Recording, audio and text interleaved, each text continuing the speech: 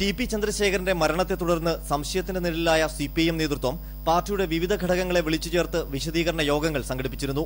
കൊലപാതകത്തിൽ പാർട്ടിക്ക് പങ്കില്ല എന്ന ആവർത്തിച്ചുള്ള വിശദീകരണമാണ് പാർട്ടി അന്ന് നൽകിയത്. പോലീസിന്റെ അന്വേഷണ വഴികൾ പാർട്ടിയുടെ മേൽഘടകങ്ങളിലേക്ക് നീണ്ടതോടെ പ്രതിരോധം പാളിയ സാഹചര്യത്തിലാണ് വീണ്ടും വിശദീകരണങ്ങളുമായി പാർട്ടിയുടെ കോഴിക്കോട് ജില്ലാ കമ്മിറ്റി രംഗത്തെത്തിയിരിക്കുന്നത്. ചന്ദ്രശേഖരൻ വധവും സിപിഐഎം വിരുദ്ധ പ്രചാരണവും എന്ന തലക്കെട്ടിൽ ലഘുലേഖ ഇറക്കിയാണ് പാർട്ടിയുടെ പുതിയ പ്രതിരോധം. ടി.പി. പാർട്ടി വിടാനുണ്ടായ കാരണങ്ങളും കൊലപാതകത്തിന്റെ സാഹചര്യങ്ങളും ലഘുലേഖയിൽ അക്കമിട്ട് വിശദീകരിക്കുന്നു. ചന്ദ്രശേഖരൻ പാർട്ടി വിടാനുണ്ടായ കാരണം പാർലമെന്ററി വ്യാമോഹമാണെന്ന ധ്വനിയാണ് വാചകങ്ങളിലുള്ളത്. പുറത്തുപോയ ചന്ദ്രശേഖരൻ വിരുദ്ധരുമായി ചേർന്ന് തകർക്കാൻ ശ്രമിച്ചിട്ടും വ്യക്തിവിരോധമോ പകയോ പാർട്ടിക്കില്ലായിരുന്നു. ടി.പി. ഉൾപ്പെടെയുള്ളവരെ തിരികെ കൊണ്ടുവരാനാണ് നേതൃത്വം ശ്രമിച്ചത്. വടകര ഏരിയ കമ്മിറ്റിയിലെ 2 സഖാക്കളെ ഇതിനായി നിയോഗിച്ചിരുന്നു. എന്നാൽ തിരിച്ചുവരുന്നതിൽ നിന്ന് ടി.പി.യെ ആരോ വിലക്കി. ടി.പി.ക്ക് പ്രത്യേക പരിഗണനയും സംരക്ഷണവുമാണ് നൽകിയതെന്നും ജില്ലാ കമ്മിറ്റി വിശദീകരിക്കുന്നു. ജീവന് ഭീഷണിയുണ്ടെന്നറിഞ്ഞിട്ടും ചന്ദ്രശേഖരന്റെ മരണം തടയാൻ കഴിയാത്ത സർക്കാരിനും കൊലപാതകത്തിൽ പങ്കുണ്ട്.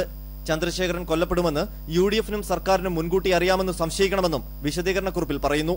സിപിഐഎമ്മിന്റെ ബഹുജന സ്വാധീനം തകർക്കാനുള്ള ഗൂഢാലോചനയാണ് ടി.പി. വധവുമായി ബന്ധപ്പെട്ട പോലീസ് അന്വേഷണത്തിന് പിന്നിലെന്നും ആരോപിക്കുന്നു. സിപിഐഎം ജില്ലാ സെക്രട്ടേറിയറ്റ് അംഗം പി. മോഹനന്റെ അറസ്റ്റിൽ പ്രതിഷേധിച്ച് മറ്റൊരു ലഘുലേഖയും ജില്ലാ കമ്മിറ്റി പുറത്തിറക്കിയിട്ടുണ്ട്. തീക്കൊള്ളി കൊണ്ട് തലചൊറിയുകയാണെന്ന് അന്വേഷണ ഉദ്യോഗസ്ഥർ ഓർക്കണമെന്നും പാർട്ടിയോടുള്ള പരസ്യമായ യുദ്ധപ്രഖ്യാപനമാണ് പി. മോഹനൻ ഉൾപ്പെടെയുള്ള നേതാക്കളുടെ അറസ്റ്റെന്നും ലഘുലേഖ മുന്നറിയിപ്പ് നൽകുന്നു.